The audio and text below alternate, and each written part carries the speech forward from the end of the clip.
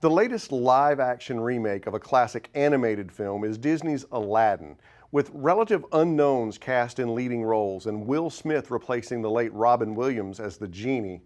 This one's pretty risky, but does the risk pay off?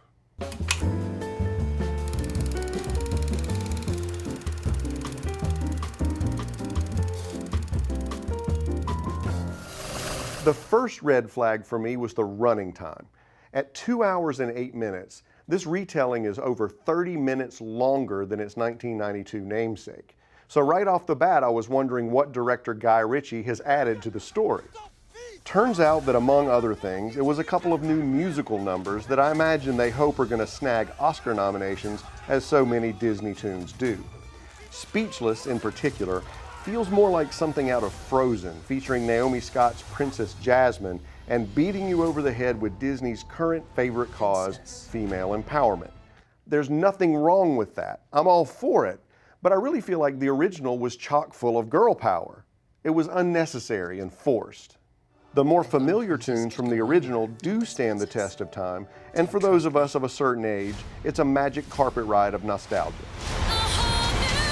Don't you dare close your eyes. Hold your breath, it gets better. I'm like a shooting star. I've come so far.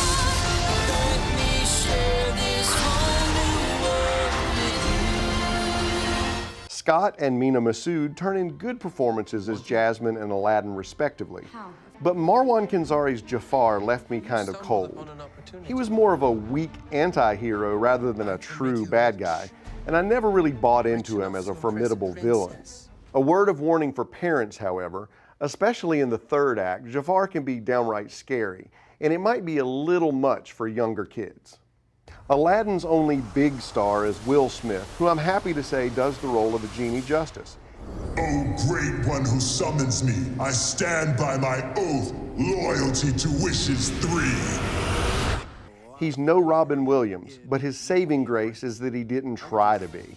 This is Will Smith's genie, and frankly, it's Will Smith's movie. A lot of the original writing was carried over from the animated classic, but Smith put his own mark on the role. In fact, I'd go so far as to say that Will Smith is the main reason this movie isn't just kind of humdrum. Watch this. Watch out!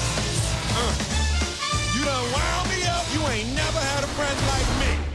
So the best thing I can say about Aladdin is it's okay, but it did prompt me to rewatch the 1992 original, and that movie does stand the test of time. To me, though, continuing to make live-action versions of great animated films only serves to propagate the myth that cartoons can't be legitimate films. So I urge you to see the original before you head to the theater to see this one, and then decide for yourself. Do you trust me?